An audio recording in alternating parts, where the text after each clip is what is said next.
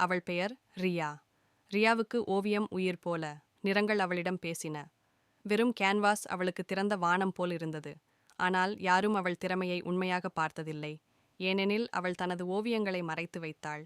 ஒவ்வொரு படமும் படுக்கையின் கீழ் அல்லது கதவுக்கு பின்னால் போய்விடும். ஏன்? அவளுக்கு எப்போதும் ஒரு குறை தோன்றும். ஒரு கோடு சற்று தவறு, ஒரு நிழல் அதிகம், ஒரு நிறம் சரியாக கலக்கவில்லை. இன்னும் பூர்த்தி இல்லை என்று அவள் மெதுவாக சொல்வாள்.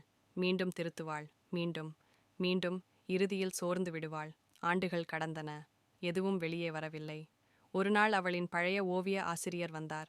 அறையில் பாதி முடிந்த ஓவியங்களையும் மன அழுத்தத்தையும் கவனித்தார். முடிந்த படங்கள் எங்கே என்று கேட்டார். அவள் அமைதியாக படுக்கையின் கீழ் காட்டினாள். அவர் ஒன்றன்பின் ஒன்றாக எடுத்தார். ஆச்சரியத்தில் நின்றார். இவை சக்தி வாய்ந்த படங்கள் என்றார். இவை முழுமை இல்லை என்றாள் ரியா. அவர் சிரித்தார். இவை உயிரோடு இருக்கின்றன. நீ ஓவியத்தை தேடவில்லை, பூர்த்தியை துரத்துகிறாய். பூர்த்தி ஒரு கண்ணி.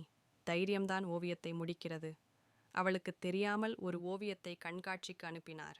சில வாரங்கள் கழித்து ரியா ஒரு காட்சியகத்துக்குள் சென்றாள். அதிர்ச்சியில் நின்றாள். அவள் ஓவியம் ஒளிவிளக்கின் கீழ் பிராட்சிக்கப்பட்டது. முதல் பரிசு இல்லை, இரண்டாம் பரிசும் இல்லை. ஆனால் சிறந்த வெளிப்பாட்டு விருது கிடைத்தது. நீதிபதிகள் எழுதினர். உண்மை, துணிவு, உயிரோடு. அன்று அவள் கற்றுக்கொண்டாள். பூர்த்தி உன் படைப்பை மறைக்கும். சிறந்த தன்மை அதை உலகத்துடன் பகிரும். அதனால் பூர்த்திக்காக காத்திருக்காதே. முடி, பகிர், தொடங்கு. பூர்த்தியை துரத்தினால் தாமதம் வரும். சிறந்ததை துரத்தினால் வெற்றி வரும்.